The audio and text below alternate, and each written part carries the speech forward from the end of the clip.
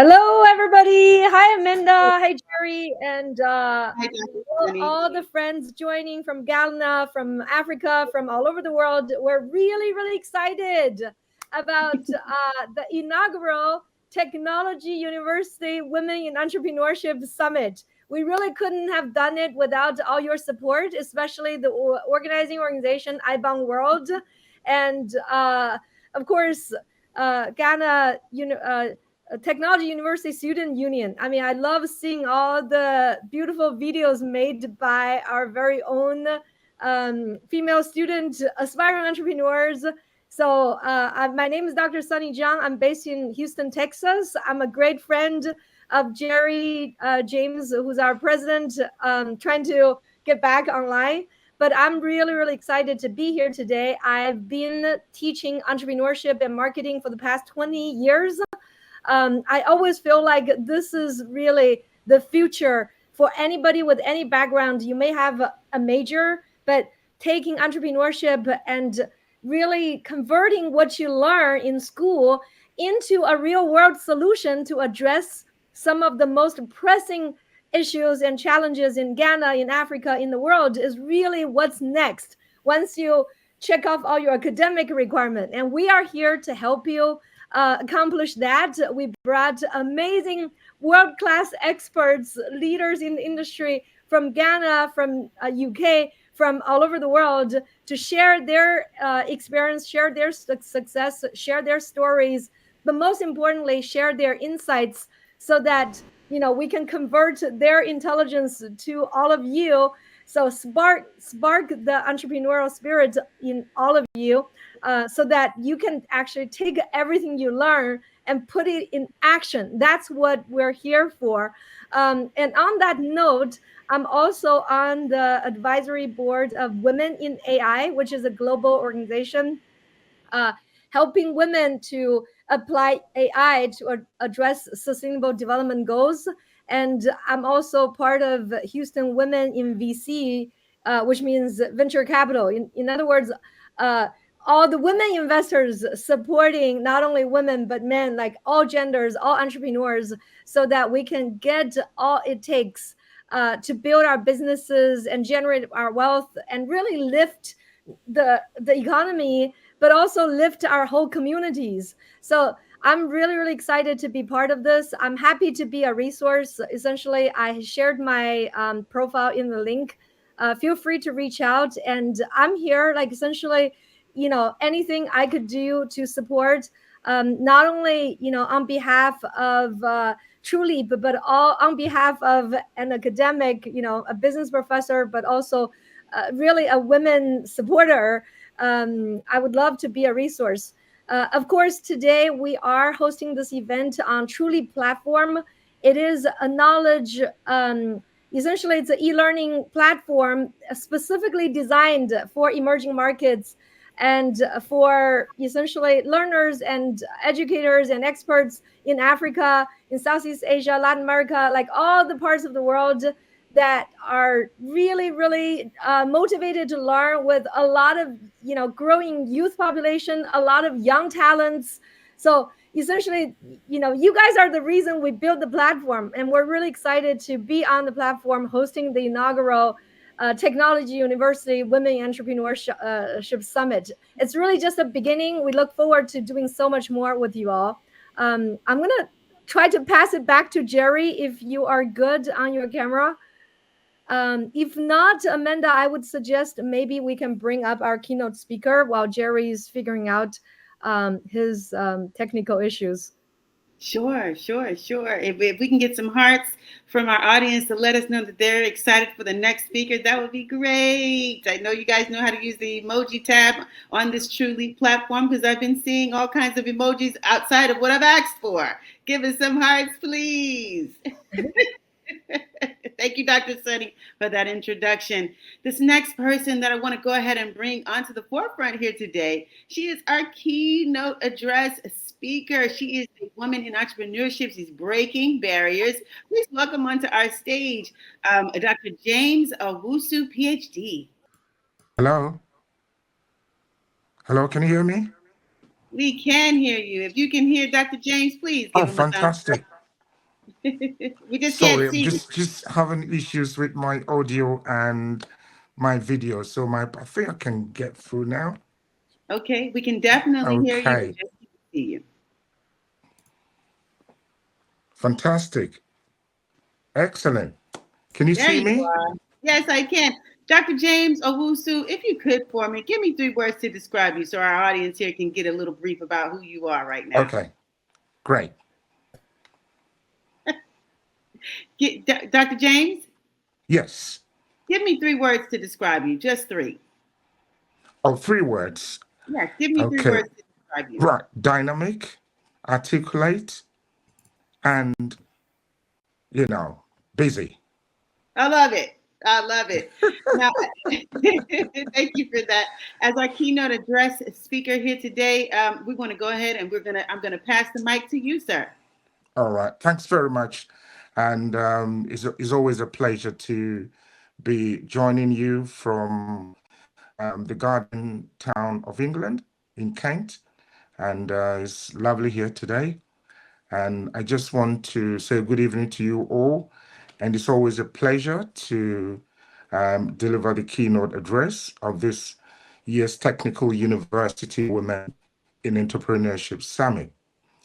Just to give you a little background about myself, I'm an educational consultant and I've been working in England for the past 25 years as an educator. And also, I've been working on skills development, entrepreneurship, and global education. I've done some work for the British Council and Action Aid, DFID, in looking into developing capacity and also making sure that every child matters when it comes to education and skills development. Just to give you a little background of myself. This is our maiden summit, and I'm honored to be joining you at this event with such a well-chosen theme, Women Entrepreneur, Breaking Barriers. And we'll also be looking at the opportunities and challenges that women face when it comes to entrepreneurial development and setting up businesses. One of the things that I will say is that in my travels around Africa, whether it's in Ghana, in Ivory Coast, in Nigeria, or in Cape Town, South Africa, I've come across many, many hard-working women operating small counter shops, tabletop businesses, small enterprises. You see them across the road. I know anybody who's traveled across Africa from the urban cities to rural places, you will see that along the roads. And when you go to the city centers in La Côte d'Ivoire, in Abidjan, or in Accra, you will see all these women doing fantastically well. But the issue is that in today's business landscape, women entrepreneurs are making significant strides, yet they continue to face what are unique challenges that hinder most of their progresses. And despite their growing presence in various industries, in terms of gender disparities, still persist, posing obstacles to their success. Though in social enterprise, that gender gap is significantly smaller, and in some geographies, it has reversed altogether. But from limited access to funding and resources for, when you look at resources to societal biases and stereotypes, women in entrepreneurship, must sometimes have to navigate the landscape to achieve whatever they want to do. In fact, one of the primary challenges talking to women, for example, in Gambia, women in Nigeria face what we call lack of access to funding. And studies consistently show that women-led startups receive significantly less funding compared to their male counterparts, which has been documented by researchers.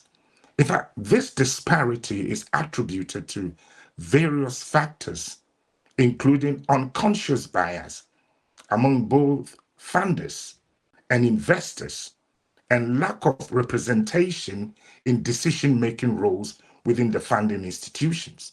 We have incidents and complaints here in the UK when it comes to funding for women charities and community-based projects. And as a result, women often struggle to secure the capital needed to start and scale their businesses, limiting their growth potential. Additionally, women entrepreneurs frequently encounter gender-based stereotypes and biases in the workplace. I think some of you will agree with me, those who've experienced that. And despite their individual qualifications and achievements, they may face, skepticism and doubt from investors and customers, even sometimes their peers. And these stereotypes can undermine their credibility and confidence, making it harder to gain traction and establish themselves in their respective industries. And furthermore, the work-life balance dilemma remains a significant challenge for women entrepreneurs, particularly those who are juggling between the family responsibilities alongside their businesses. If you're in the Western world, it looks precariously aligned, but in Africa, where we have the family settings, where we have the family networks, sometimes the pressure is a bit minimal. Balancing the demands of entrepreneurship with caregiving responsibilities can overwhelming.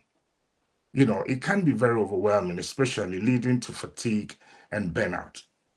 But the interesting thing I want to stress here is that over the past few decades, the number of women starting and running businesses has significantly increased.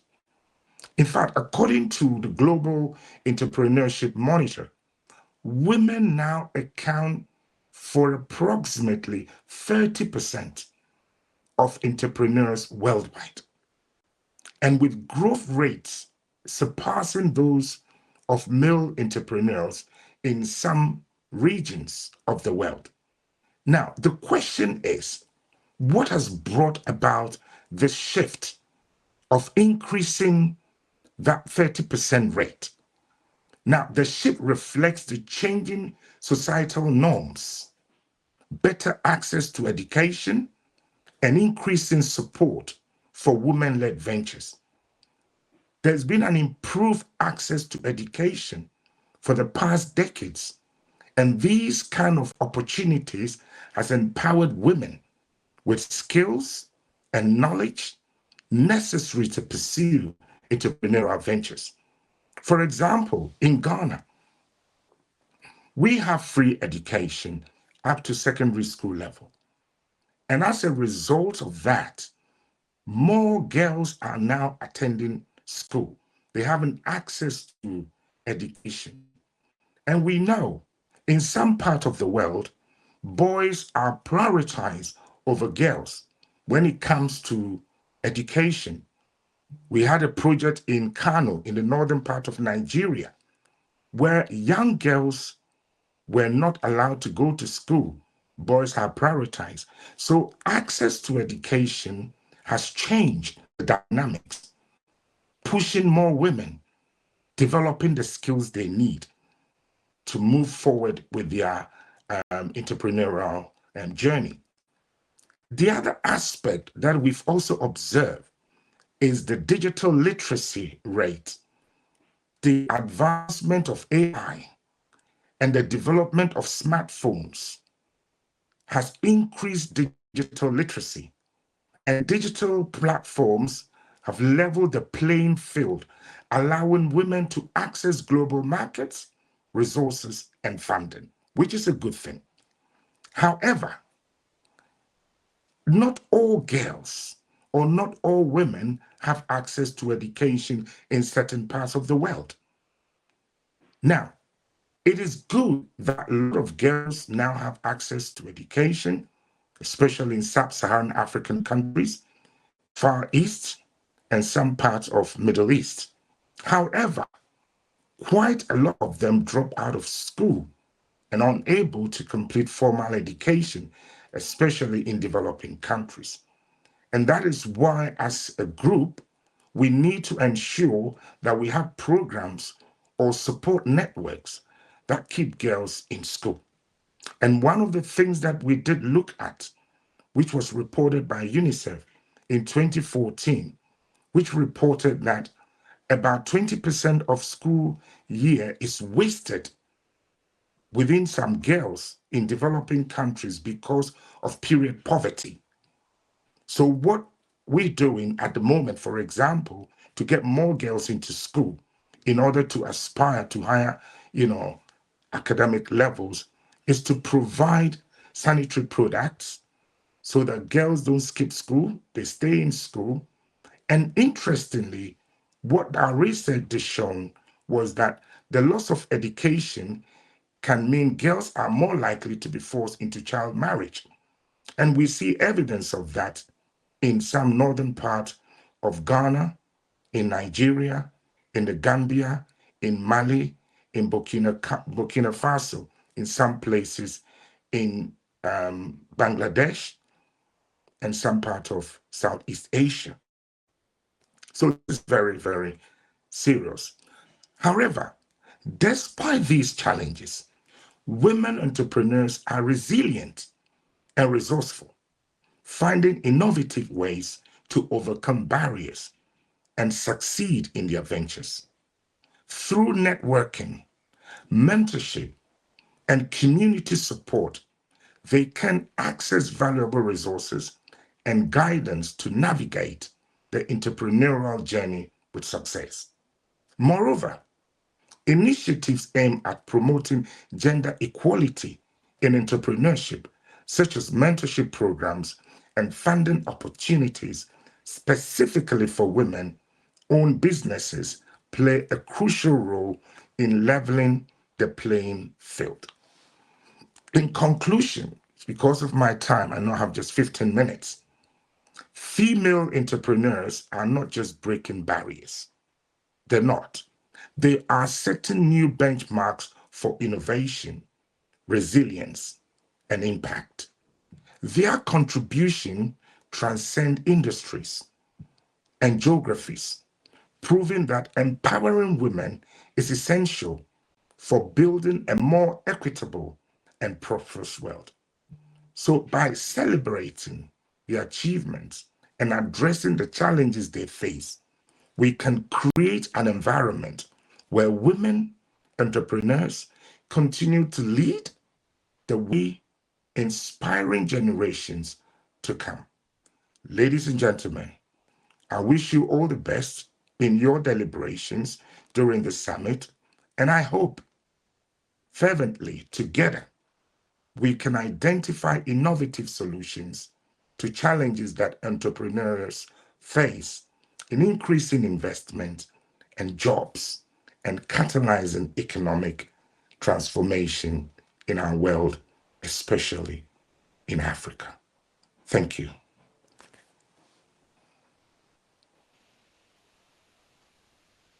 Thank you so much, Dr. James Owusu, PhD. We are so grateful for that keynote today. It was so inspiring and heartfelt. Thank you, thank you, thank you 1,000 times. We thank you. You've got emojis all over the place that are celebrating your wonderful speech. Again, thank you so much for speaking with us today here on this wonderful event, which again is entitled the Technical University Women in Entrepreneurship Summit that is empowering Ghana's women in STEM to lead, launch, and thrive. This next person that we want to bring to the stage, well, before I even do that, I know that you guys are maybe you're driving, maybe you're sitting, and maybe you can just imagine what I'm saying. But I have a spiritual coach, and she always tells me to make sure that I'm open and willing to receive and to give love.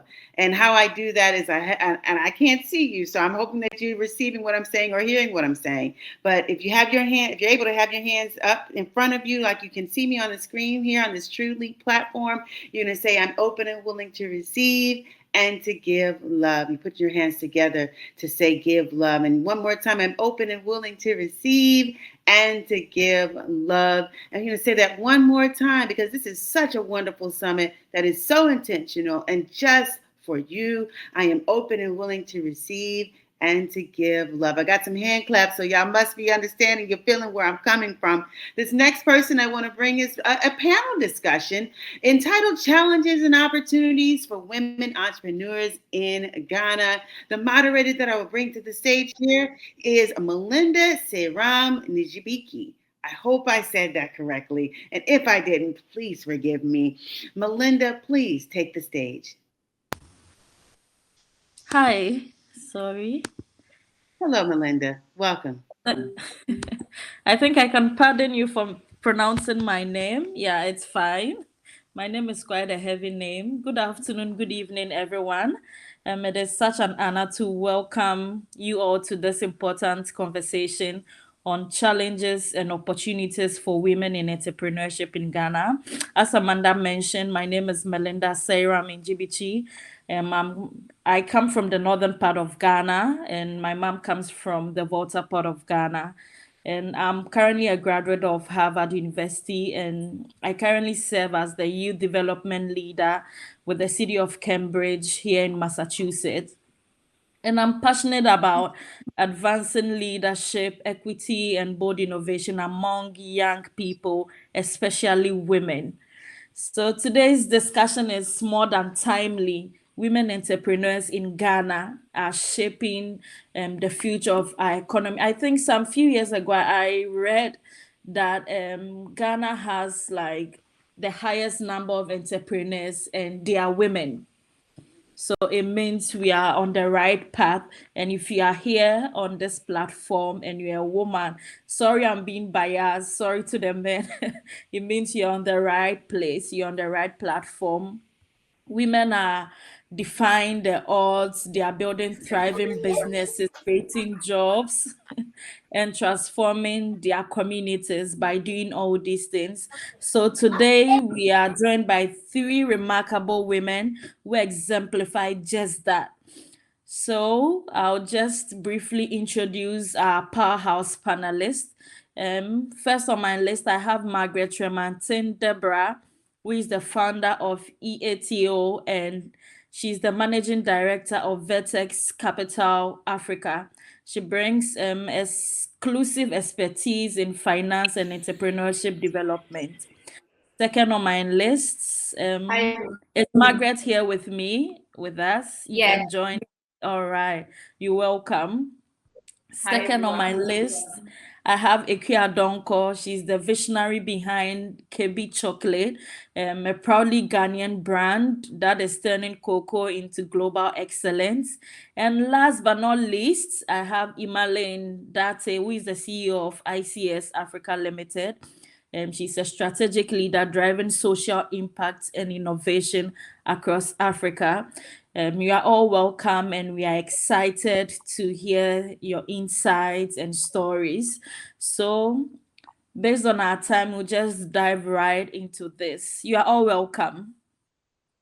Thanks for having us. Thank you very much. Happy to be here, everyone. Happy to be here too. Welcome. So I have a number of questions, and I'm sure this question runs through everyone who is on this platform. So I'm going to throw the question. I might call on anyone to answer, and if you are also ready to answer, you can just jump in and answer. So my first question is, what inspired you to start your business? So let's just start at the very beginning. What lit the fire in you to become an entrepreneur? And what was the problem you wanted to solve or the vision you had? So if Margaret, you can answer this can be good. Yeah. A good start. So yeah. Hi everyone, really happy to be here. It's been a great start to the session. So what inspired me to birth, and it's actually called Ito.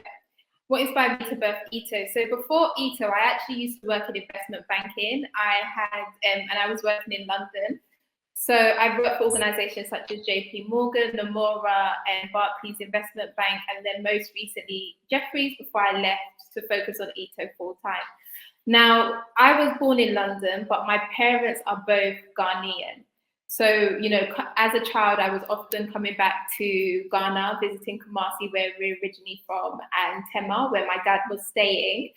And ultimately, I guess there was a break in between me being a teenager and an adult. But I remember when I was at Barclays Investment Bank, we were asked to do give back days. And the give back days is basically going into the community and supporting them through various means. So I decided actually to raise some money with the traders in the bank, and then we were ultimately going to donate to an orphanage. So it's called Trinity Baptist Orphanage, and it's at Cape Coast. It's around Cape Coast. So this was the first time me traveling back to Ghana as an adult. And I remember on the trip, you know, I was thinking that the kids are going to be in a really bad condition. They're going to be sad. So I need to motivate them. But I was pleasantly surprised when I got there and I realized actually, you know, these kids greeted me with smiles. They were happy. They were more happy than I was. So what that made me realize at that moment is that actually, you know, these individuals don't need charity. They don't even need to come and give them charity. They need opportunities. When they finish school, you know, they're capable individuals. They just need to find the jobs that match their skill set. So after that experience, it made me think, you know, at that time I was more focused on the US and Europe as a region to cover in my financial services career. But what it made me really realize is that I should be part of Africa's story, and you know, I should find a way to create opportunities on the continent. And I think for me, if you know me and if you follow Ito, you'll see that I'm a foodie. I love African food. I can cook peanut soup. I can cook jollof rice. I can cook suya. Growing up in London, I was eating all the flavors that you eat in Ghana. And I think what I saw, what myself and my business partner saw, is that, you know, African food is yet to hit the mainstream in terms of it's not gone global yet, but our flavors should be global because, you know, outside of like Chinese, Asian cuisine, I think African cuisine is right up there. So then that basically led me and my business partner on a journey to build Ito. And ultimately what Ito is doing is we're basically building a global digital marketplace to connect African food entrepreneurs to global consumers. And we're doing this in 3 ways. So we're leveraging media, and because we believe, you know, your journey with food, especially in this digital age, starts with what you see online. So we really take time to create high engaging content through lifestyle shows, through to recipe videos. Then we're big on community. So, you know, for us, we were able to build Ito with a community of individuals in Akua, and we've been growing the brand with chefs, with restaurants, and with consumers. So we just want to continue growing as a community and not just highlight one person.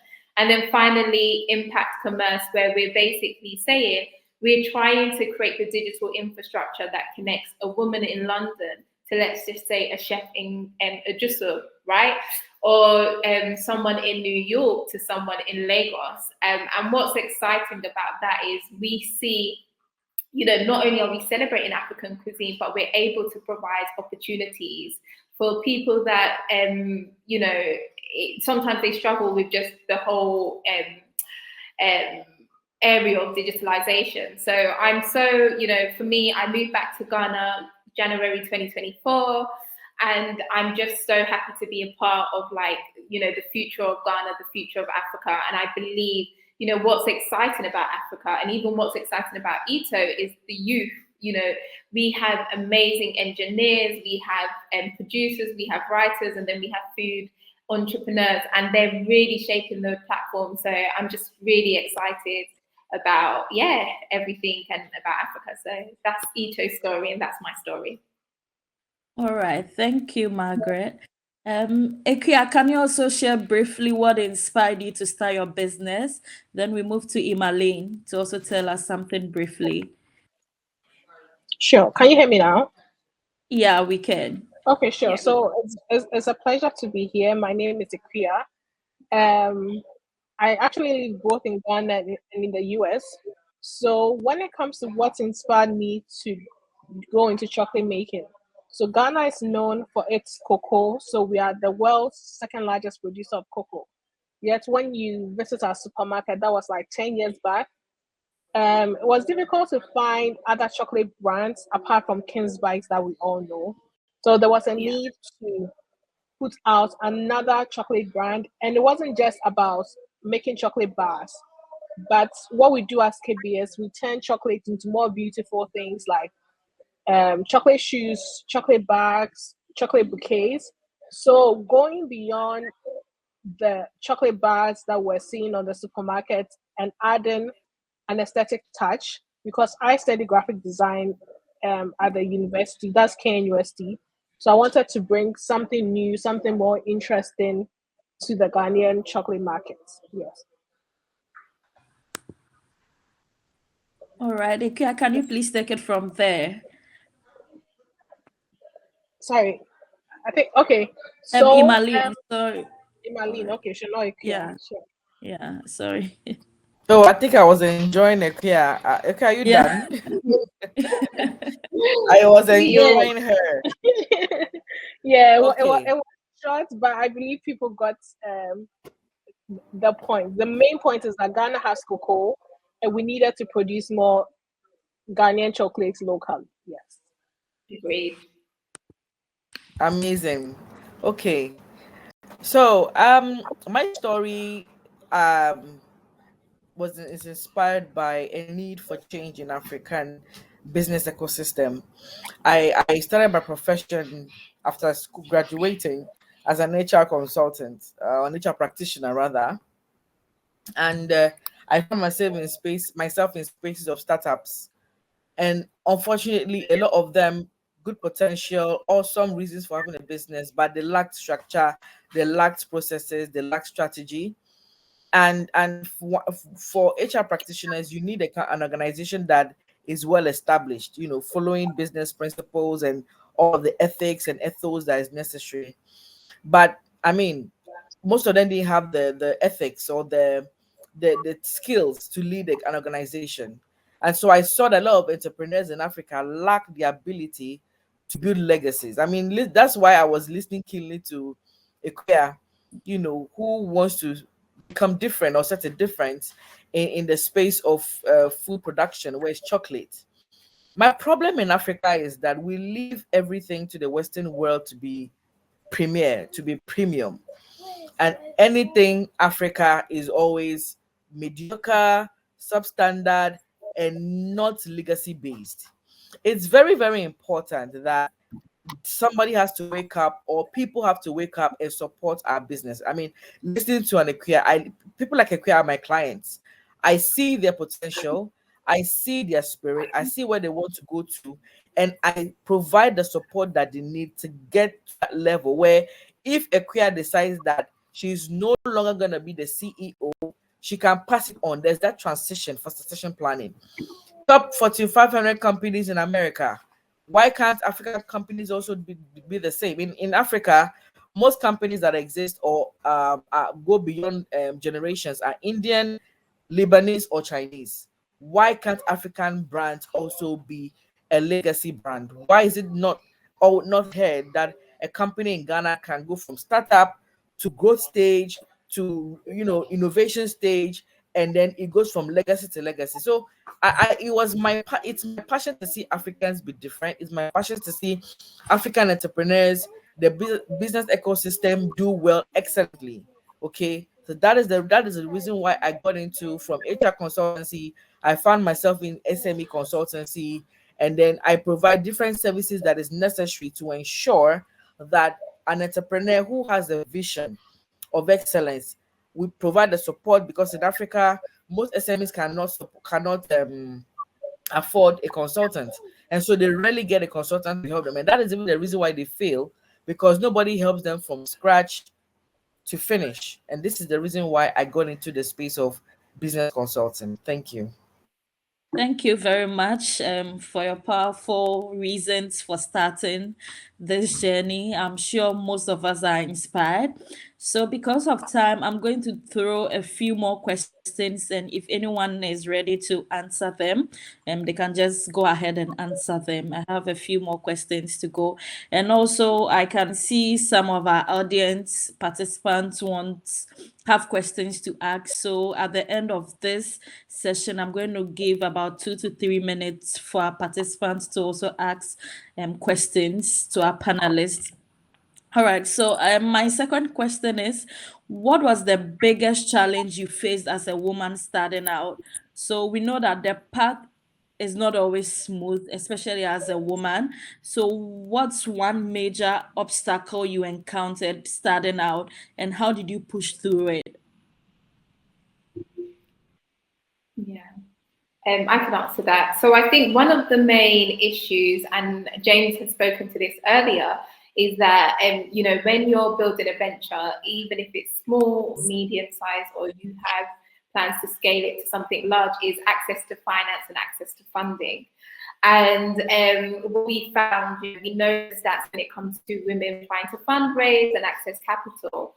So what myself and my business partner had done is we ultimately, in order to overcome these hurdles in the early stage of building our platform, we invested some of our savings, and then we also tapped into our network. And I think, even though it's been a challenge to raise capital, I think one thing that we've realized is, women are coming together. You're seeing more women investors in the space. And on the side, I actually still do work in finance. But ultimately, I would say to the female entrepreneurs now, or students that want to be entrepreneurs later on in their career, I feel, network with women, network with men as well. You need male allies. And also, even if you have a big vision, you can start small and just have a plan on how you will scale that vision, and ultimately really understand that, there are going to be hurdles. You're going to face challenges that sometimes men don't face. But ultimately, if you keep pushing through, you will find your destiny helpers. And you just got to, build the right networks and really kind of push that door down. I think resilience is very key if you want to be an entrepreneur, especially a female one. That's all right. Thank you, Margaret. So as Margaret said, with raising of money, she had money from her savings, co-partners, her network. I'm just curious about the others. How did you raise money to start and grow your businesses as well? I know funding is one of the hardest part of the journey. So how did you approach it, and what advice do you have for other women looking to raise capital? Okay, I think I'll touch on that one. So for me, my dad gave me, fortunately, I had like $1,000 to start, but not everyone will be lucky as I was. But then I also did a lot of pitch competitions, and I think that has been it. So, and I haven't had any, let's say, a huge fund. All the pitch competitions, the highest probably I got was $5,000. But then, I mean, trust me, I live in the US now. I've been like a graduate assistant at a university, and I've realized that the privileges that people have here is not the same as in Ghana. So if someone is building a business in Ghana, I truly understand how difficult it is to raise funds. But one thing I also did well was that every profit I got, I reinvested into the company. So we've been kind of bootstrapping for a very long time, and that is what has kept the company going. So if someone is interested in business and probably you're not going to get money, what I'll say is that take advantage of all these pitch competitions, donor agency programs. And sometimes too, it's not just about like the actual physical funds that you need. Sometimes you need like education or business acumen. And there are lots of programs when it comes to when it comes to the African continent. We do have a lot of these programs as compared to the actual funds that we gain. So you have to kind of do a balance. Take part in pitch competitions, and if there's like a free training on how to do bookkeeping, just jump on it, do it, even if it's just a few days, and it will help you grow your business. All right, thank you. Would you want to add Okay. anything? Yeah. So my business basically is a service business that practically doesn't need capital to start. The only resource I needed, my brain, myself, my determination, and my networking skills. So I run a virtual company. I don't use an office to run. It's not needed. But I think you asked a question about the challenges faced when starting a business. The Yeah. two things: trust and the fact that you are not as popular, your brand is not popular. As a consultant in Ghana, if you don't have a name that is popular, people don't trust you. That is the biggest issue we have here. Ghanaians like to use big names, and without being caring about the quality that you can deliver. And I've had experience working with people, who are actually the big names, and I've gotten my experience from there. So those were the issues I was facing. So I had to do a lot of free work, like pro bono, a lot, just to prove my points. Sacrificing some money, sacrificing time, and just to get to where I am. We are 6 years as at May, and by God's grace, it is paying off. So those were the kind of challenges that I faced, but I mean, with consistency, with sacrifice and determination, we are beginning to come off of those situations. Thank you.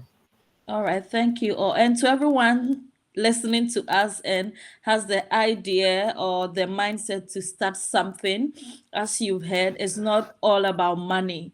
We can make use of so many things around us, like the internet, to start something virtual. So, in as much as money is also very necessary, we need to also take advantage of everything around us to start something. All right. So, our next question is, do you think it's harder for women to be taken seriously in businesses in Ghana? Let's talk about perception. Have you or have any of you experienced moments where you had to fight for credibility or respect in business spaces? And how did you handle that?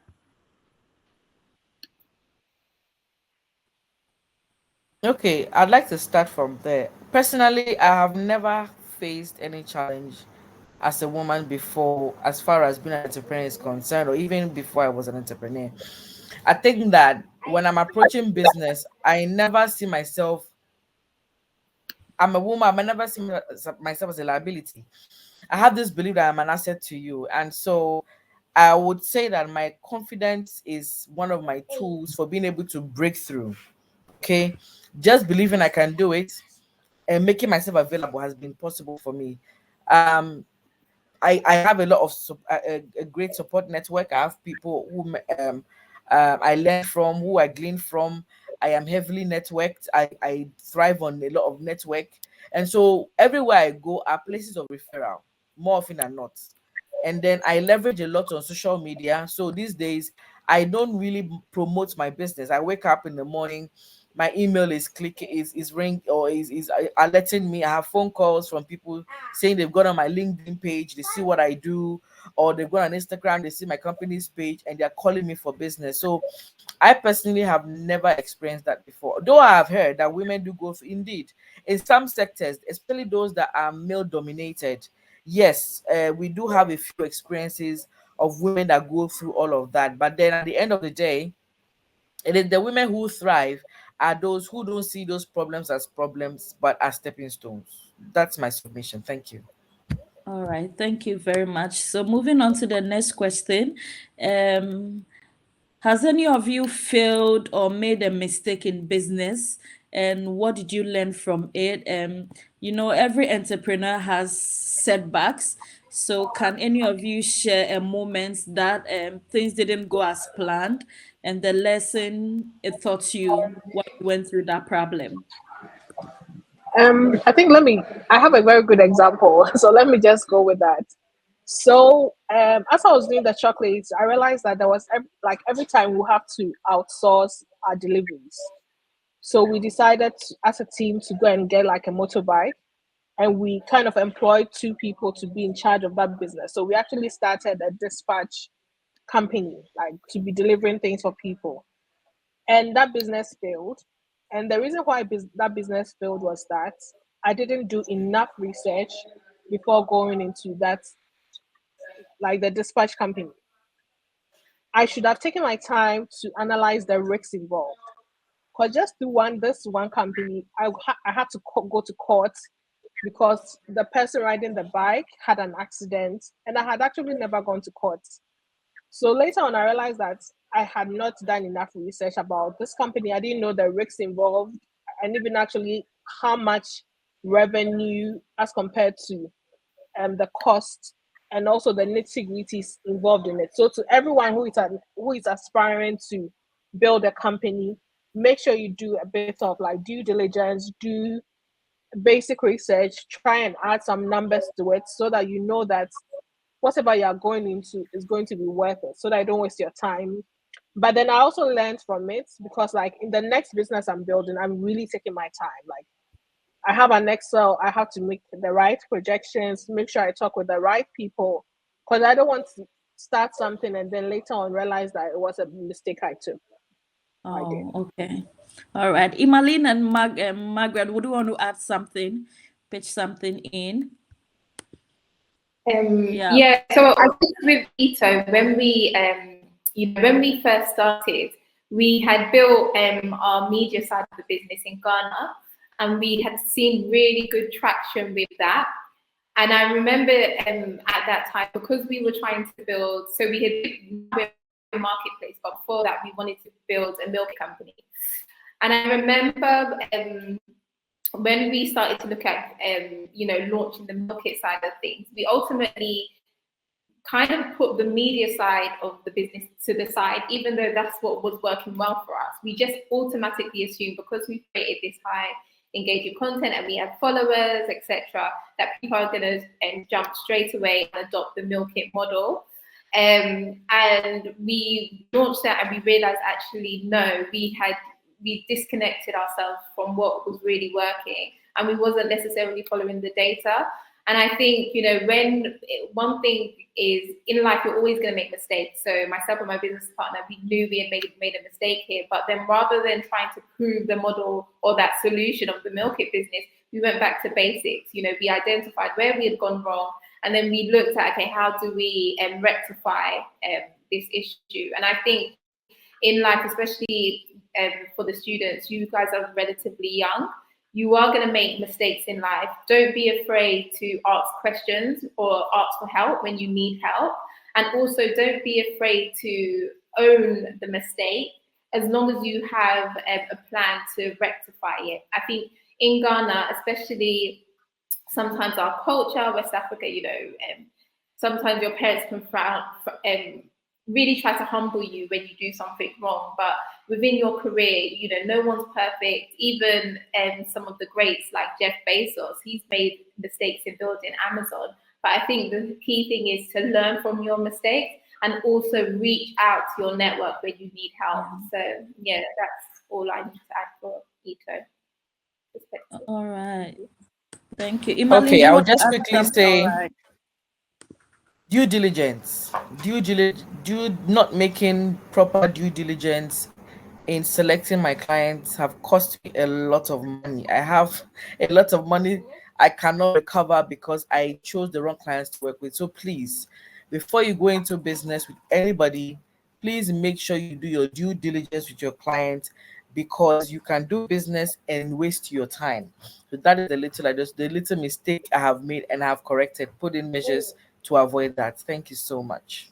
Okay, thank you all. So in about 30 seconds each to our panelists, what advice would you give to young women who want to start something but are scared? Because many women, or I'm sure we have men as well, many women, young women, men in this room are watching online, and I'm sure they all have ideas, but fear holds them back. What would you say to them in 30 seconds each? So I will start. So one, be an expert. in the area you want to go into. Get work experience. Sometimes the best way to start a business is actually to go and work for someone else before you start your own. And then I would say business is hard. It's not an easy process. So, you know, solo entrepreneurship is okay, but I do encourage individuals to find a co-founder. So those are my three. I'll leave the rest to fill in the blanks. Who wants to go next? I would say that do your research, get mentored, join, if you want to start a business, join a business or entrepreneurship hub. There are a lot of them in Ghana for tech-based businesses. And then, for STEM businesses, Mest Africa, iSpace Foundation, you know, and the likes, Innovate Hub. Join those ones. They will give you the confidence and the necessary training you need. And then believe in yourself. Thank you. All right. So thank you so much to our amazing panelists. That was powerful. That was real and deeply insightful to all of us listening to you. So at this moment, we would want to open it up to you listening to us. If you have questions for any of our panelists, you can raise your hands. You'll be unmuted to ask your question. And yeah, just a short question. So most or many of us can also have the opportunity to also ask the question. So if you have any question, I can see Manuela Dadzi has raised her hand. Can she be unmuted to ask her question, please? All right. So Emanuela says, risk taking and managing risk. Just that. Will any of us want to answer that? I'm sure we've done that. But I think she wants to know about risk taking. Yeah, what I think consider before taking a risk. Yeah, I think when it comes to risk taking, risk is good because the upside is good, you make money, but there's a downside as well. So I think when it comes to risk taking, you need to look at your risk management approach, and depending on what type of risk you're going to take, really assess if it makes sense to take that risk at the stage of your career or lifespan. It's hard to really give a full answer without knowing the context behind the risk. But ultimately, for me, as an entrepreneur, I left a corporate career to build Ito. And some of the risk I would have had to face was one, financial risk, operational risk, country risk, because I was moving from the UK to Ghana. I didn't really know about the Ghanaian ecosystem. So how I managed that risk on the financial side, I saved. So I was working before I started my entrepreneur business. So I saved around 2 years worth of expenses, so I would be able to cover myself, and then also I saved some money for the business for us to even get started. And then country risk, I was moving from the UK to Ghana. Even though my parents were born in Ghana and I have family here, I still didn't understand how things were done locally. So how I managed that risk is I came to Ghana and I spent time here. I went around, met with farmers, I spoke to local businesses, and it took me 2 years before I said I was comfortable enough to kind of say I could transition over and start building my company. And operational risk, just assessing, can we deliver on our operations and managing that. And I think when it comes to risk taking, it's good, it's a good thing, but I think you should always have a plan on how you're going to manage it. And I think, it's just really important to have a risk management plan. Even if it's going to be upside risk that you're looking for, you just need to have a management plan in place. Yeah, that's all right. So Stella is also asking, are there any mentorship programs for students that any of you would recommend? I think let's get Jerry to answer that later with IBON. All right. I do mentor students one-on-one, but you would have to reach out to me personally on LinkedIn. And I tend to mentor finance students and tech students. But yeah, please let's ask Jerry later on in this discussion, because I'm sure he will know of organizations for university students in Ghana. All right, so thank you very much. So to the students, there was also a last question here. If we can use about 30 seconds to answer, is about scaling up business through tech, like AI. So in terms of the virtual business, how are you incorporating AI to it? Someone wants to know about it. Yeah, so Okay, so I think All right. no, go ahead there. so Eco, and we are the digital platform. So our infrastructure is tech, and we are leveraging AI. On the tech side of things, there's just been, over the last 15 years, there's so much advancements in technology that it doesn't take much for you to go online with a digital storefront and start to support SMEs within your ecosystem. But now with AI has taken us further, and how we're leveraging AI at Ito is one, personalization.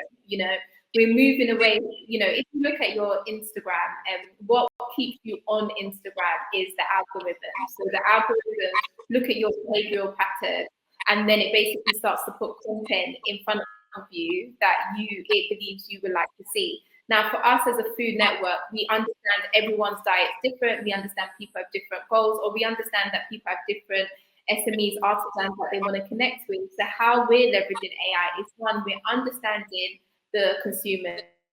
We're also understanding the SMEs in our ecosystem. And then we're using the data we collect to match people where it makes sense to match people. And that's one of the big things for us is really personalization in the AI space. I really can't talk to the rest, but the main thing is personalization. All right. So thank you very much. Because of time, we'll wrap up. And I just want to say a big thank you again to our incredible panelists, Margaret, Akua, and Emmaline, for your honesty, your wisdom, and boldness. I'm sure you've reminded us all on this platform that while this journey can be very hard, it's also worth it and very possible. So to every woman or man with a dream in this room now, your story matters and your idea is very valid and your voice deserves to be heard. Keep pushing and don't be afraid to ask for support. Seek mentorship and take up any space you find yourself in. At this moment, I'm going to pass it on to Amanda, our amazing MC, to take it over. Sorry, may I say that the panelists could also drop their social media handles. I see some students wanted to be asked, so you can follow us and continue to get support and even mentorship. Okay. Yeah. Thank you. Yeah. Thank you very much. So you can follow all the panelists on everyone on this platform, on LinkedIn, on all the social media platforms. Thank you very much. Amanda, you can take over.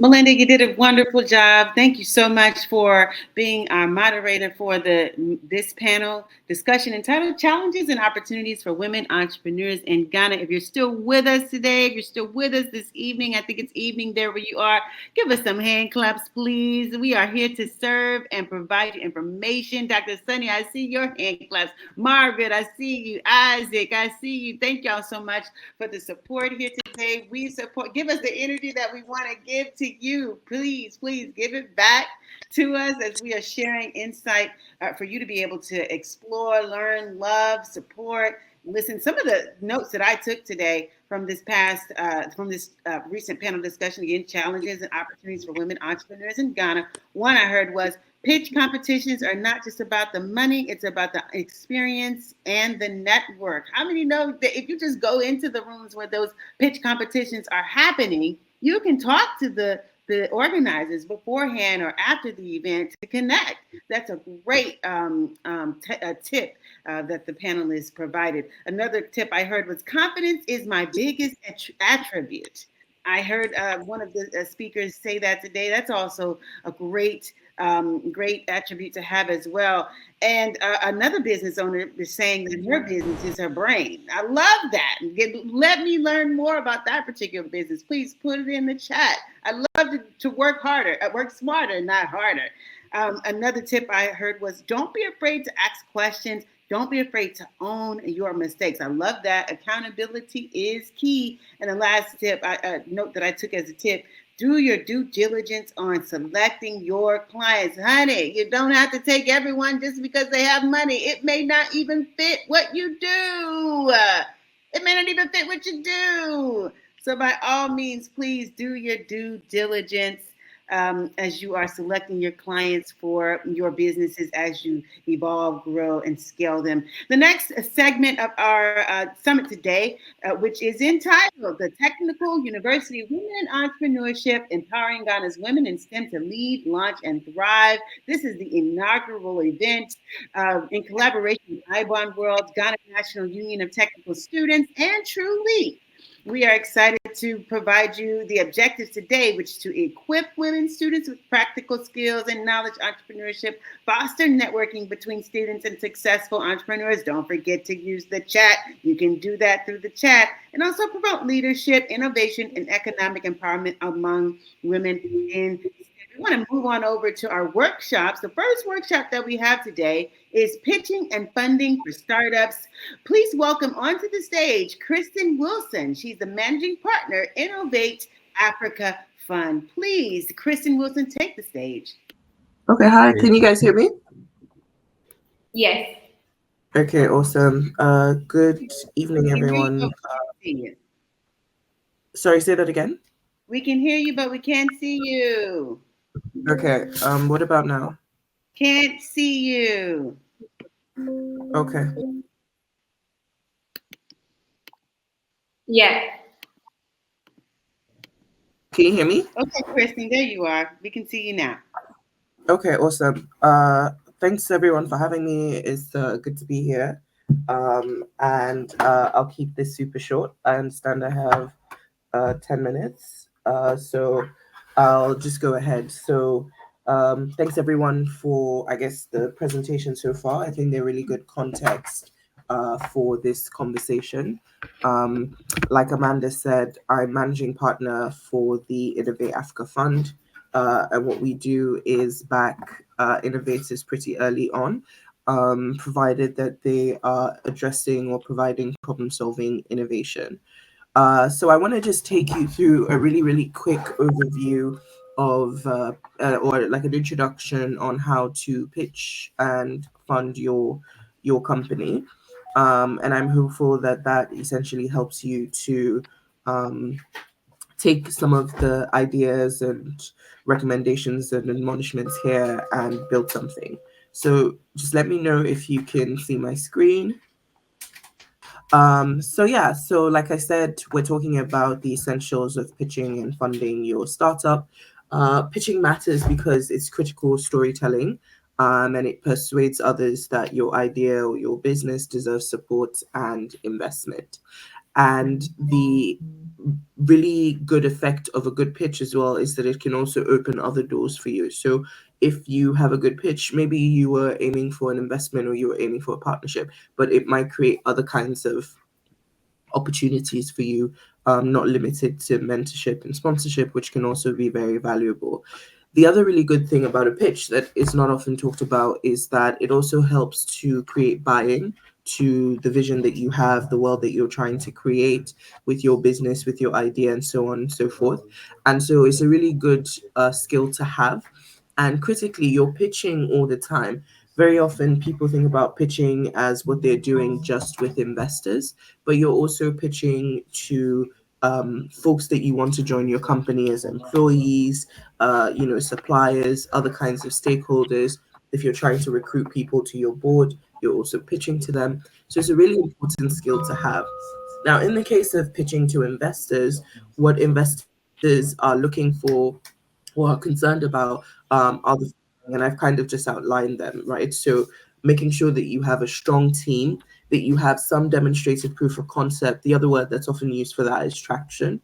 That there's really clear market potential, because you might have proof of concept, you might have those few customers, that initial traction, but investors want to understand that this is something that can scale, right? Something that can be a lot bigger than it is, right? Nobody wants to invest in a small subsistence business or so that you can pay your little bills, right? People are likely investing because they want to have some sort of impact or they want to have some sort of financial outcome. So it's really important that you're attentive to that when you're making a pitch, so that it's really clear what the market potential is. The other thing is clarity around the uniqueness or defensibility of your solution. So what this means is that if you're pitching a business that other people can replicate, can copy, can duplicate, then it's really hard for an investor to understand why it's worth their effort, why it's worth their time, why it's worth their money. And then fundamentally, of course, you need to be able to demonstrate what problem it is that you're solving. And this is actually quite closely tied to this idea of the market potential and the scale of the potential scale of the business. So when you're structuring your elevator pitch, and this is actually the same if you're doing a written pitch, you want to make sure that you have a clear problem statement, right?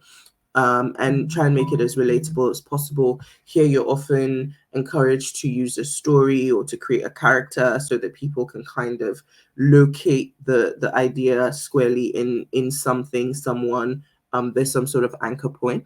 And then you want to go into your solution. So essentially, how does your product uniquely solve the problem that you've articulated in the problem statement? And then you go into the market.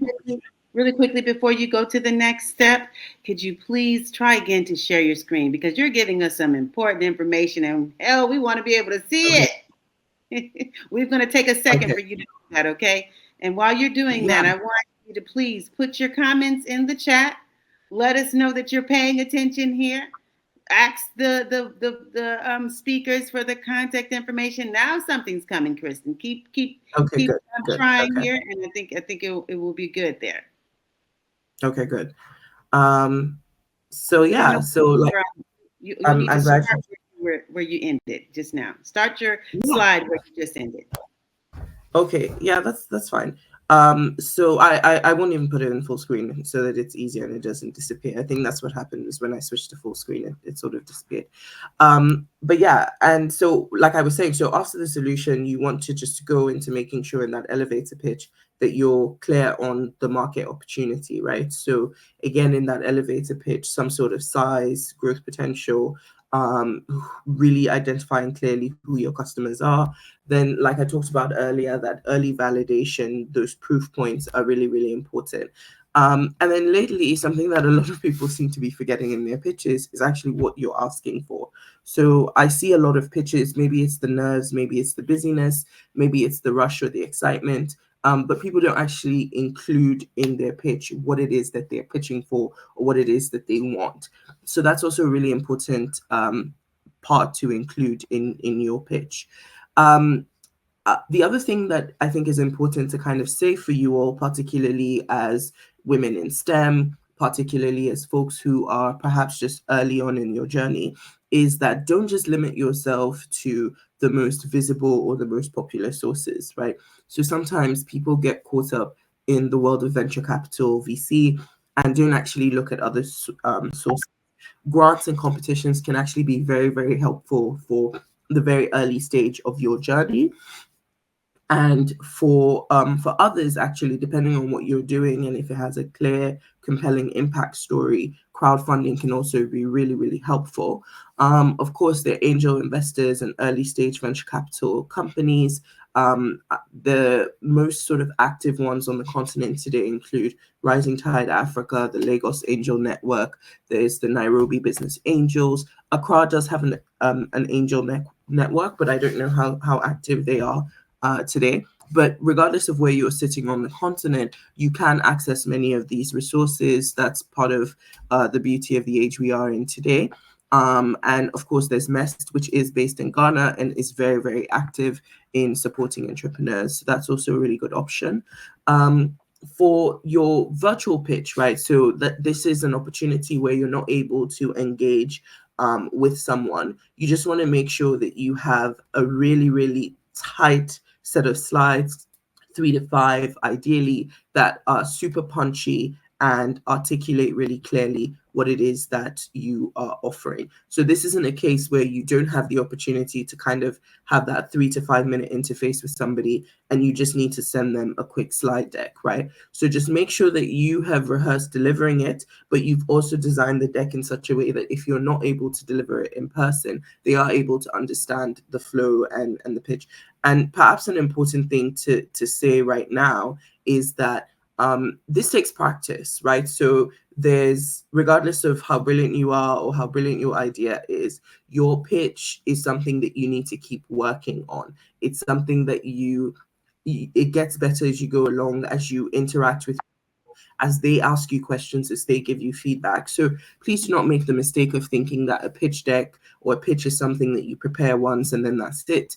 It's actually, you have to think about it as like a living, breathing document that responds to stimuli, responds to feedback, and adapts so that you can more effectively convey your value proposition.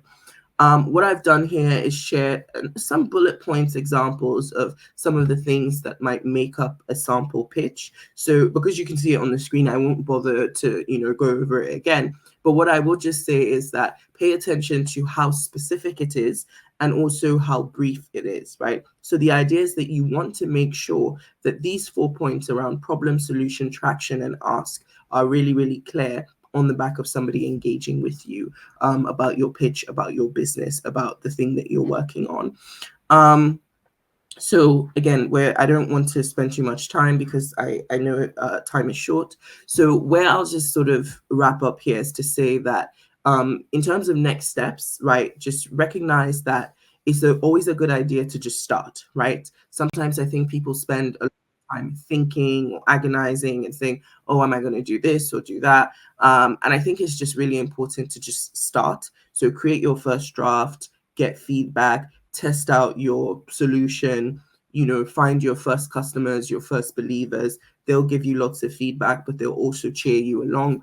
And that's really helpful for going along the journey. And then just continue to refine and practice as you go on. So again, just your quick takeaways. You have your pitch elements, try to keep things concise. And just remember that there's at least 4 ways to get funded, right? Grants, crowdfunding, angels, and accelerators, particularly in those early stages. So I'll stop now. And then if there are any questions, I can take them very, very briefly. If we don't have any questions, I want to thank you so much for this workshop. Kristin Wilson, Managing Partner, Innovate Africa Fund. If we could give it some hand claps on the emojis, please. All right, come on, y'all, wake up. Are we still open and willing to receive and to give love? I know it's late there where you are. It's early here where I am, so I've got enough energy for all of us here in Houston, Texas. I'm sending you all the energy I have right now. Thanks for the hand claps, everyone. And don't forget to utilize the chat. There's so much information there. You just heard from Kristin Wilson. She's the managing partner from Innovate Africa Fund. She discussed pitching and funding for startups. Some notes I took here was your pitch is something you need to keep working on. It's a living, breathing document. I love that. It's something you can always continue to revise and refine. Another important tip I heard was it's important to just start. Sometimes we wait until things are just perfect. And how many know sometimes things are just never perfect? And if we wait for that, we'll never get started. So who wants to not start? I don't. I want to get started. And I hope you do too. So as Kristin just said, just get started. And then lastly, I heard her say refine and practice. So go to as many pitch competitions as you can. If just to listen. If you're there even just to submit, please take that opportunity to learn and to evolve. We're going to go on to our next workshop. It is entitled Networking and Mentorship for Women Entrepreneurs. Please, I need you guys to give some hand claps to Robert Owusu Ansah. He is the CEO of PRAC Group and Champion Global Ghana Ltd. Please, Robert, take the stage. Not yet. Yes, there you are, Robert. Robert, this is the networking and mentorship portion of this event here. Give me 3 words to describe you. Well, 3 words to describe me. I have that can-do spirit, and I always really go for it. And very focused when it comes to business development. Yes. Love to hear it. Please take the stage. Good. So thank you so much for having me here. Good evening to you all. My name is Robert Owusu Ansah, and I live in Ghana. I'm a Ghanaian. I have 15 years experience in entrepreneurship and business development. I have MBA program from Indiana University, Kelley School of Business. And I work for myself, the companies that I actually founded, Champion Global Ghana Limited and Prac Industries. Now, both companies focuses on distribution, production and distribution of paper and hygiene products to serve the B2B and B2C market segment. I'm still dreaming. I have a new startup that I'm working on, that is Hack Foods. So Hack Foods, I'm planning to go into agro processing. It's still ongoing at the ideation stage. I can't understand why we have a lot of agro produce in Ghana, but we import something like cornflakes and other cereals, and we eat them. We import them from outside the country. So that is the new baby, or the new product that I am working on. So today we're looking at empowering women entrepreneurship, and through mentorship and networking, women in terms of business development, a lot of things are happening, providing support in terms of job creation, and also making a headway in so many areas. Now, today's outline, we're going to look at the importance of women in entrepreneurship, understand why mentorship for women is so important, and we will delve deeper into building effective mentorship relationship, and why networking strategy for women is so important. And I will also share my reflection, few success story with the team. So, importance of women in entrepreneurship. Women play a vital role in entrepreneurship. They contribute significantly to economic development in terms of job creation. In Ghana, research has proven that about 27.2% of women businesses in Ghana are owned by women. And even in the US, research also indicates that women-led businesses in 2019 to 2023 generated almost $580 billion. We see, comparing to maybe previous lists, women doing so well, but there's still a gap, as Dr. Owusu said. And if this gap is bridged, women could contribute, according to research, $5 to $10 trillion to global GDP. Now, let's look at what are the key challenges that women are facing, even though it's been touched already by Dr. Owusu, but I'm still going to talk about it because I have them here. So he mentioned gender disparity, stereotype that undermines credibility and then even limits investors' confidence to support women, and leading to women having fewer opportunity in terms of training and digital illiteracy. Now, another thing that we look at it is, for example, you see women entrepreneurs, and maybe they start their project and they get pregnant. They carry babies, and most of them are unable even to come back to continue their entrepreneur journey. And even in Ghana, there are some sort of problems that the society also,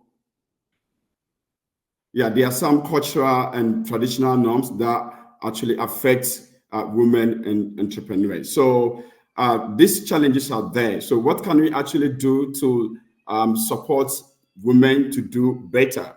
So creating a mentorship relationship will be good, and it requires mutual respect and understanding by both the mentor and mentee. Now, let's look at the meaning of mentorship. What is mentorship? Mentorship is a professional relationship in which an experienced individual, the mentee, the mentor provides guidance, support, and knowledge to the less experienced person, the mentee.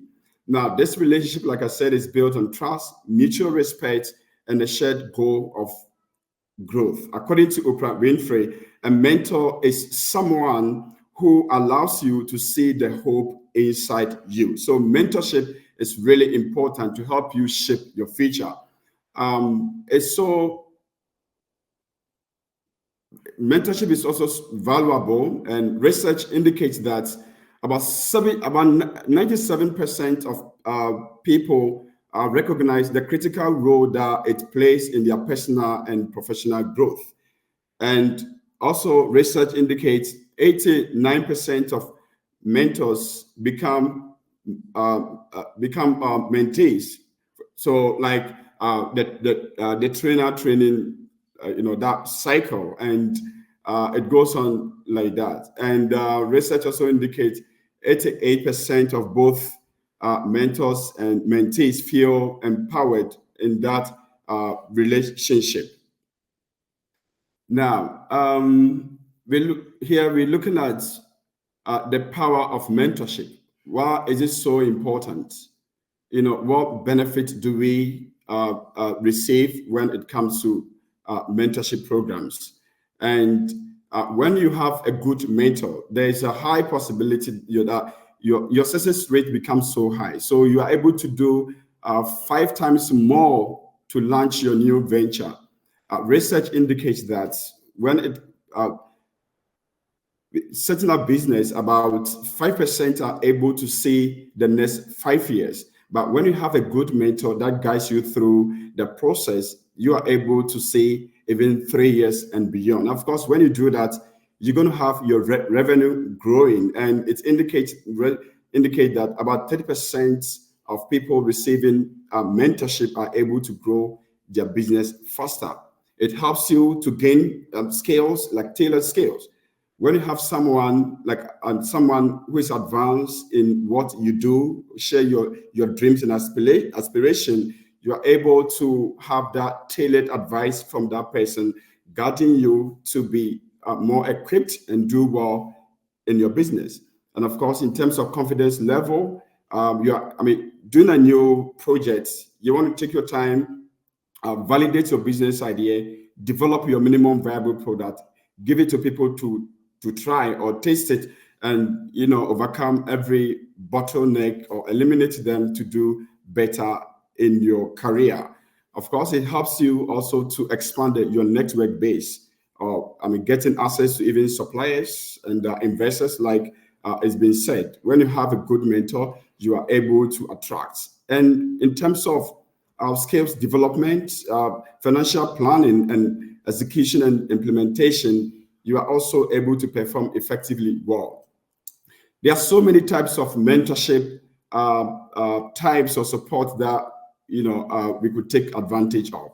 We have what is called the formal mentorship program, which is well structured, and we need to have regular meetings and your objectives being defined and all that. There's one that for me, as a business person, I have really taken advantage of. That is the informal one, the natural one, where the relationship is built, but without a set of program.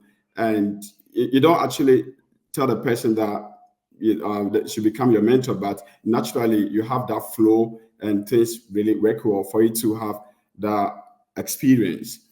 And there's a group one where a seasoned business person, like mentoring maybe 8 to 10 people or young persons at the early stage in their entrepreneur journey. So yes, then the last one is the peer-to-peer monitoring, also there. So here at the same level, individuals at the same level are able to meet and then share ideas in terms of how to enter markets, and in terms of pitching for to attract investment and other support for their business. Now, we want to stop here, and think through, you're trying to develop a mentorship relationship. There are certain things that you shouldn't do. Like you meet someone for the first time, you shouldn't ask, that, hey, I want you to become my mentor. The first meeting, you don't want to do that. It's just like you meeting a girl the first time and you asking that, hey, you want to be, will you be my girlfriend? No, it wouldn't work like that. So when you meet someone, you want to let the relationship evolve, and over time, that mentorship thing will be established. And of course, you don't request for favor or benefit from your mentor. No, it's no. People, people do that. And for me as a person, I've experienced this one. Like, you want to, like, they get attracted to you, they want to come to you, and then they want to ask favor from you. No, don't go and ask favor or benefit from your mentor. People have gone advanced in terms of business. They want to share idea free of charge. So when you reach out to them and you ask them, how they were able to navigate through the challenges in business, they are ready to support you. You don't go and ask for favor. And of course, you must always show prepared and ask clear questions. Because so what do you want to do? You prepare yourself before you go and meet your mentor. And of course, you must expect boundaries. You don't send excessive messages anytime you want to call. No, if you do that, you're going to miss the person. Now, building an effective mentorship relationship. I think some have been said already. So you should have your clear goals, and then also you must engage well, and you must give feedback. And the one thing is that you must show appreciation as well, because mentors spend their time and their energy to help you, to coach you. So it would be good at all times to show your appreciation to them. Give them feedback. Let them know that the energy, the time that they are investing in you are utilizing it. And if there's any sort of criticism and all that, you implement it and you give them feedback. Now, then next thing that we will look at it is networking. That plays a crucial component of business success. An effective networking strategy can enhance visibility and create good business opportunities. Now, what is networking? Networking is the art of building and nurturing relationship that can lead to mutual growth, opportunities, and exchange of ideas. And according to Michelle Jenny, networking is not just about connecting people. It's about connecting people with ideas, people with, and then people with opportunities. So you must always, try and then build good networking, and it's really going to help you, have an ideas, exchange ideas, and enhance your connection. And of course, opens doors to you in terms of tapping into like mentorship. How do you find mentorship? I mean, a mentor, you're going to find a mentor through networking. And with good networking, when you're starting a business, sometimes you need when you talk to someone, like someone said, hey, in terms of risk taking, what do I do? You network and you speak to people for them to, assist you in so many ways. So you take advantage of networking opportunity because it offers to women entrepreneurship the chance to build and exchange ideas and access resources. And there are so many ways that, you'll be able to build and expand your network base. For me as a person, I do travel a lot. Last week, I was in Italy to attend Global Business Summit. And I'm very active when it comes to initiating conversation. So you must try to initiate conversation. Of course, like when there's a trade show or program, where do you meet people? Like school or anywhere you find yourself, you want to try and meet people. because that's really good to help you build your network base. The social media is there. We want to utilize social media platform like LinkedIn, like Twitter. We are in a digital age, so utilize the social media platform because it's powerful to help you build networking opportunities. Now, the next thing is I'm going to share with you some success stories and then a case study. Now, during my program in my MBA program, we traveled to Singapore for networking opportunities, and I met this man. He gave the keynote address. I mean, he's a seasoned business person in Singapore and in Indonesia. He owns a bank and all that,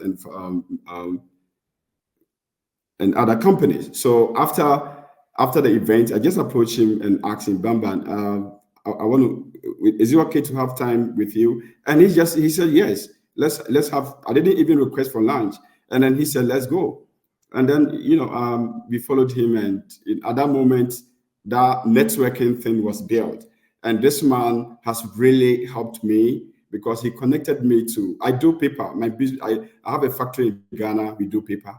And this man connected me to one of the global leaders when it comes to paper in Indonesia. So this is what network is able to do. Now, this picture also shows someone that I met when I decided to go into paper production. I didn't know anything like when it comes to production. I was just importing products. And I traveled first to Italy to ask for machines. And the quotation that was given to me for that machine was about 2.5 million euros. It nearly got me discouraged. So I met this man in Turkey, and he said, no, you don't need that big machine. What you need is a small machine to start your market. And he coached me well. And today, our business is doing so well. And I can tell you that we are receiving different awards. This is me and my team. We have received 40 under 40 awards, the Best CEO Award and Best Brands Awards, and so many awards because of networking and mentorship. Now, I'm going to leave you with a quote from one time that was scientist Isaac Newton, and who said that, quote, if I have seen further, it is by standing on the shoulders of giants. So Newton acknowledges the importance of networking, importance of mentorship, and always when you receive that support from people, you want to acknowledge them. So tomorrow they can extend hands to other people as well.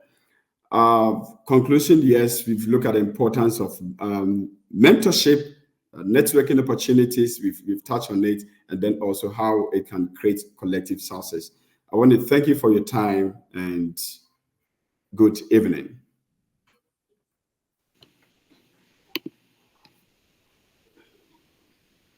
Robert, thank you so much for our second workshop entitled Networking and Mentorship for Women Entrepreneurs. Really appreciate your insight. Some tips that I took away was to get a mentor. The second tip I took away from from your workshop is don't go walking up to people saying, hey, I want you to be my mentor. Get some information first. Follow these people first. Show interest first. Invest even first. So really appreciate you, Robert, for your insight here. You are the CEO of Pratt Group and Champion Global Ghana Ltd. For those of you who are interested in connecting beyond this virtual platform, TrueLeap, please go into the chat now and connect. Robert, thank you so much. We really appreciate you. Everyone, you are here today. You're welcome. You're here today at the Technical University Women in Entrepreneurship Summit 2025, empowering Ghana's women in STEM to lead, launch, and thrive. This event up one more time. I think we're all at our capacity at this point. Oh, there she is, Dr. Sunny. If you are, please on the line, please join us on the stage.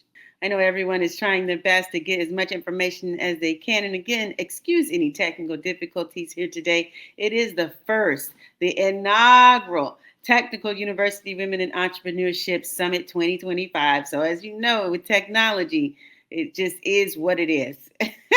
And that's just what it is.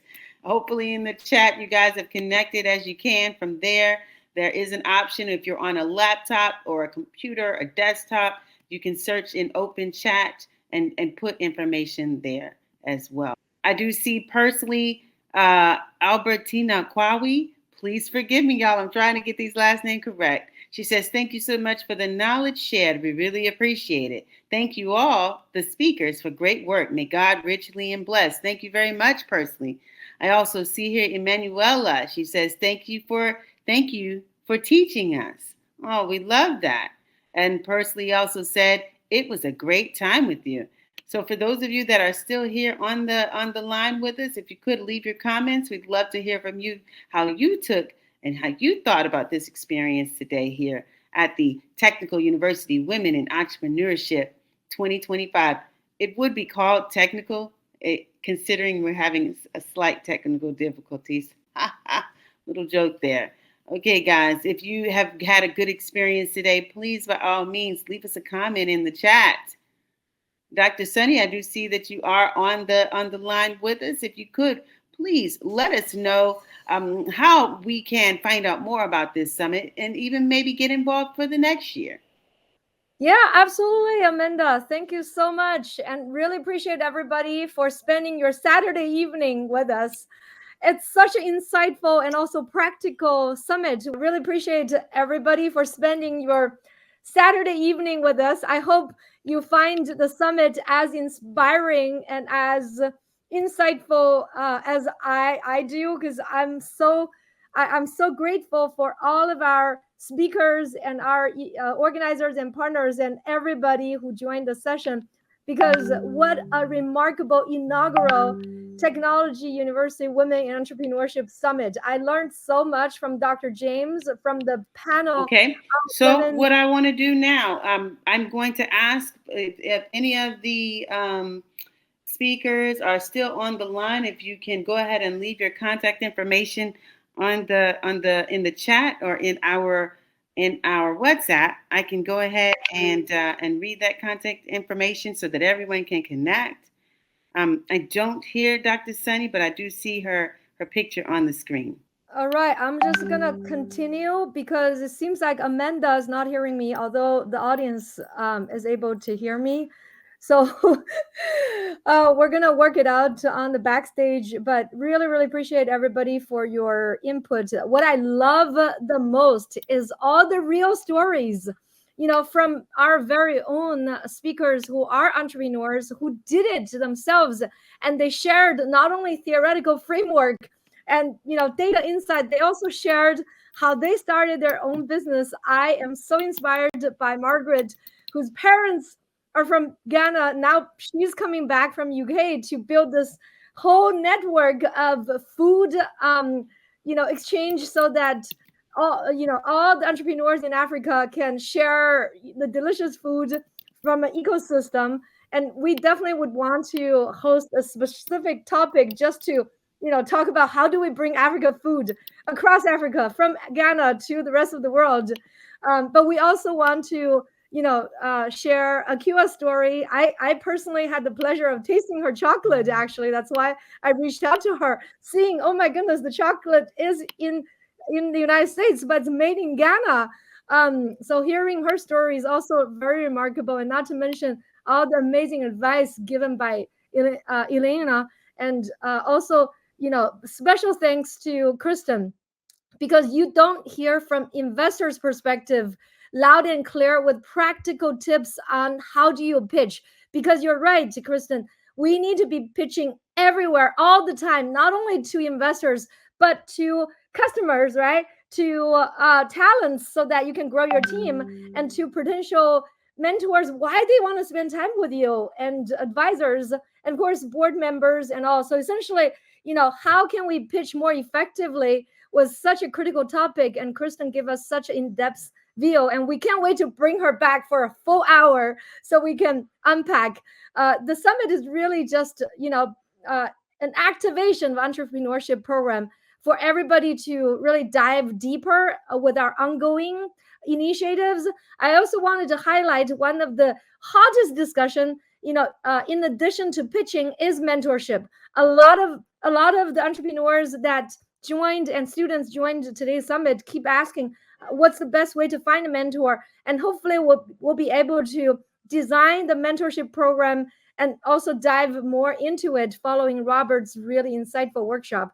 So with that, Amanda, I'm going to give it back to you to see, or Ebenezer, of course, shout out to Ebenezer and the amazing team at IBON World, at the marketing group, and also to our partners at Born Global community and TrueLeap. Essentially, there are lots of unsung heroes that are behind the stage making sure everything works smoothly. Although we had some account conflicts that seems to brought some unexpected abruption, so we apologize for that. But as Amanda beautifully pointed out, there's a first on everything, and we're all learning together, and we appreciate everybody's patience as we all learn from all the amazing speakers today. So with that, I wonder if our president of IBON, Jerry, wanted to come back and share screen. If you want me to, you could also send me a message. I'll be happy to, because I know we are beyond the time, but I definitely want to still do the justice to share more about IBON World. I could do that. If Ebenezer, you want to share screen with the slides, if Jerry's still having difficulty, because we love working with our local partners. TrueLeap has been in Africa for a couple of years. We started with work on the ground in DRC Congo, and we couldn't be more thrilled to work with our partners in Ghana, because I believe Ghana is really leading Africa's entrepreneurship. Not to mention, you already have the free visa, essentially Ghana is the open Africa, in my opinion.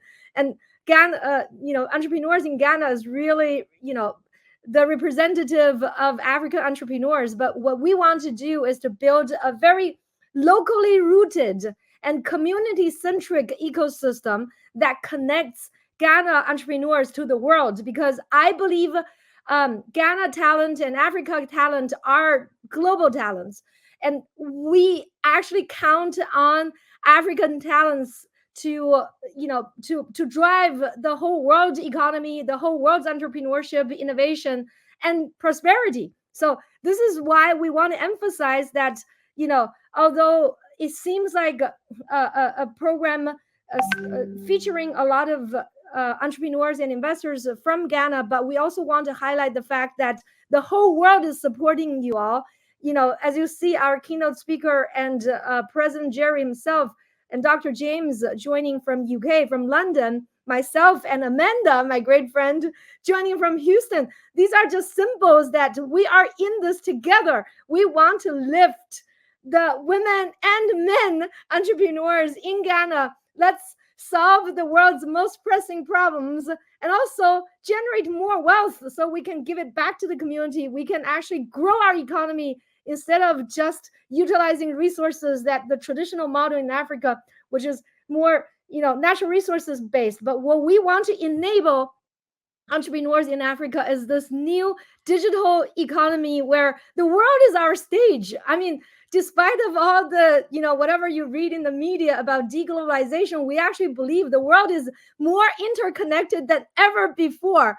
And the next wave of entrepreneurs, after what we're seeing in Silicon Valley in the United States, and also you've seen them, in India, in China, and other parts of the world, we want to really highlight, and just like today's setup, we want the African entrepreneurs to be on the stage to tell stories, to inspire the next generation of students and entrepreneurs.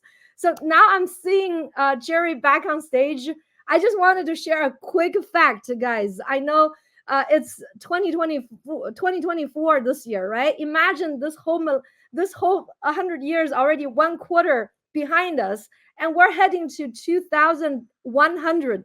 Do you guys know by 2100, out of 5 people on Earth, 5 Earthlings, 2 will be from Africa? That's how significant Africa is going to play in the world economy, the world innovation, world entrepreneurship stage. And you all will be driving that move, guys. And this is why we're so excited to be working together with you all on the ground. And all thanks to amazing partners like Jerry, like all the speakers today. Without you, we're unable to do this. So, I mean, I can go on and on forever to tell you guys why we're so excited and so pumped about supporting the students and the entrepreneurs and the investors and all the stakeholders to lift the whole continent of Africa for the whole world. So I know, Jerry, are you ready to get back on stage? And because I honestly want to do the justice of IBON World. I can pull up the slides if Ebenezer, you're having trouble, because we did prepare slides to showcase IBON's work and the leadership, lifting entrepreneurs in Ghana, but across Africa. Okay, fantastic! I'm so glad the slide is finally up. So let's highlight Jerry again. Is it okay? Yes, you're back. We can hear you loud and clear. Great. We thank God. Okay, good evening to everybody. Good afternoon, wherever you may be, because we are interconnected globally. So first of all, I would like to sincerely apologize for the glitch that I faced a couple of times. And I just want to let you know that these are some of the things entrepreneurs faced. And at the beginning of it, you'll fall, you'll rise up, you'll fall and rise up. So that is honestly the journey of an entrepreneur. So, but I am back. Thank you once again. I will first of all also thank the speakers. They that came before me, they have done justice to the whole thing. Dr. James, Amanda, Dr. Sani, everybody that took part in this. I would like to sincerely to say thank you for the good work that you have done. The students have really learned something today, and almost all of us. Now, IBON World, as initially indicated, is just an acronym for International Business and Opportunity Network. And we intend to interconnect 3 thematic areas, which are business, culture, and education. Essentially, these are the areas we believe strongly where they are being, if they are able to be harnessed well, we'll be able to reshape the story of Africa. We've been able to do a lot of things. Last year, we were able to come out with a program known as Africa Young Entrepreneurs. And this program is purely to interconnect and link up young African entrepreneurs for training, connecting to investments, and many other things that our able speakers have already emphasized or have spoken about. So IBON World is in a position to do this, to train entrepreneurs, to connect and link entrepreneurs to the best ways of investment and other opportunities that are available in order to build their businesses. Apart from that, we are also to play a major role as catalysts for AFTA. AFTA is also Africa Continental Free Trade Area. We were able to link up with them. We had this arrangement for which how we can connect young African entrepreneurs, because the AFTA is honestly to connect all Africa businesses for a larger market. So how will Africa young entrepreneurs be able to take advantages of this? And Africa is a huge market that is emerging. Whether we like it or not, the next 20 years to come, Africa will be a major player in the global market. So there's the need for us to play a major role. And what are the things that we need to do? These are some of the things. We need training. We need opportunities to investment. We need all kinds of things that will be necessary, that will help us to become enablers to play a major role in the global market. And some of these things, the reasons why we're able to link up with TrueLeap, Born Global, in order to partner with this great business being run by Dr. Sani and his husband, Sandy. They are doing a fantastic job. And most of the speakers that have also spoken, they have talked a lot of things. These are experienced people with various expertise for which we want to take advantage of them to also link up. The global world is, in actual fact, it's about linking up, networking, and taking advantages of things that are available. Initially, when we talk of capital, we have overemphasized on financial capital, but we have come to realize that the financial capital is not the only capital that is available. They have made mention of various of these things. We have social capital that we need to take advantage of. Today, these experienced people that have spoken, if you're able to link up with this sort of personalities, imagine what could happen to your business. We have culture capital, we have intellectual capital, and so many things we need to. So it isn't just the physical cash that you need for your business. Sometimes it is just mentorship. It is just linking up to a supplier or somebody that can just link you up. One of our speakers made mention of how he was able to get a friend who was able to link him up, and now he's running a big company. So these are some of the opportunities that are available that can also be termed as capital. So we need to really take advantages of social capital. How do we link up with friends? How do we manage with people in authority and other things, business-wise? So we need to take advantages of all these things. It's not only the cash aspect that is capital. Your social network is capital. Your intellectual ability or intellectual knowledge is capital. Experience, expertise is capital. So let's have a second look at what we term as capital in order to be able to take advantages of those things. So TUI, in actual fact, we brought TUI in order to take advantages of our women and ladies into entrepreneurship. As our first speakers talked about, Dr. Owusu, he brought up some research, and it is true. Ghana, as we all know, is playing a pivotal role in Africa. And it is also true that women in Ghana are doing a fantastic job. A lot of them are into entrepreneurship. But what kind of entrepreneurship are they into? So majority are still into the mushroom kind of or headpan kind of business. So this is the time we need to empower and enlarge their businesses. So, and it is also said that when you empower women, you are really empowering a certain form of greater investment and reducing poverty. Because women, in natural fact, take a larger part of humanity. They form the larger population globally. So when you empower women, you are empowering humanity. You are reducing poverty. You are giving opportunity to reduce poverty. So the more reason why we intend to have this program in order to take advantages and to link up with right sectors.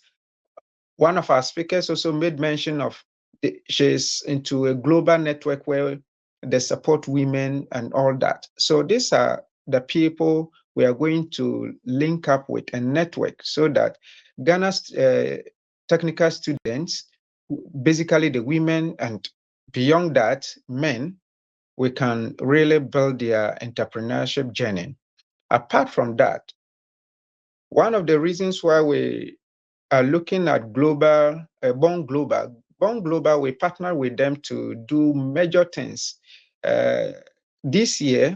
Last year, we started with a certain program called GASPI. This year is coming up again. The GASPI is all the universities in Ghana. This one is not only limited to the technical university. All the major universities in Ghana are going to play part, and it's going to be a competitive kind of a training session, and where they can pitch their businesses for opportunities to be funded. So Born Global, we've partnered with them in order to do this and collaboratively. So students, be rest assured, we are coming back with a greater force in order to do greater things. So be rest assured. So with the rest of other things that has happened already, I would like to appreciate all of you, our speakers, for the time that you've had with us. We are really grateful. After this program, we are going to get back to the drawing board, replan, re-strategize, and come back with a greater plan in order to help our students, not only students, young African entrepreneurs. We are not, our target market is not only in Ghana, we are zooming into Africa. Africa is a continent that has so much to offer to the world, but least opportunity is granted to us. So the reason why we want to look at how best, what are these opportunities that we can look at in order to help our young entrepreneurs so that it can reduce poverty, it can increase productivity, to also reduce the brain drain, because a lot of people, because of lack of opportunity, the best idea that mostly come into their mind is to travel out of the country, where probably there are no such opportunities available for them. So they come out or they travel and they face all kinds of challenges. So, but when we're able to empower the youth who are into entrepreneurship, grant them opportunities that they can build their businesses, I think and I believe strongly it will help reduce the brain drain. It will help reduce the hazardous means of traveling and other things. If you want to travel, you travel at your own convenience, but not as a means of survival. So that is what we intend, IBON World intends to do. And I believe strongly our partners and stakeholders are going to support us in this journey that we intend to embark on. Thank you very much for your time, and I appreciate all of you for your time, especially our speakers, our stakeholders, the student body. We are grateful. We are coming back. We shall come back greater. So be rest assured. This year's, by August, September, the Gatsby is coming back live. We are going to have Gatsby with a greater force. As I also made mention of culture, the culture side is a place that we have not pursued yet, but we have plans for the culture, where we are going to organize what we term as Africa Culture Festival on annual basis. We are going to tell the best story of Africa through our culture. Tell the story, rewrite the story, or recreate the story and redraft it, and tell the world that this is what Africa has. We have a lot to offer. Thank you so much once again. I'm grateful. Thank you, Jerry. Really appreciate you. All right.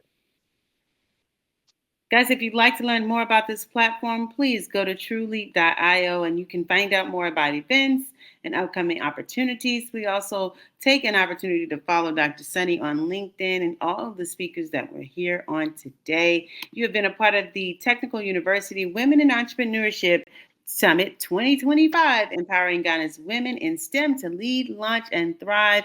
We are well over our time today for this conference. We do want to thank our partners in collaboration, IBON World, Ghana National Union of Technical Students, and TrueLeap, as they are the leaders who presented the Technical University Women in Entrepreneurship Summit 2025. I am Amanda Sapp with Bread of Life, Inc., leading as General Manager of Amazing 102.5 FM, your Do Good Through Good radio station, where we're changing lives one listener at a time. Ladies and gentlemen, as I always sign off with, be the change you want to see, and if not you, who, if not now, win. This is an amazing experience. To all of you, we thank you.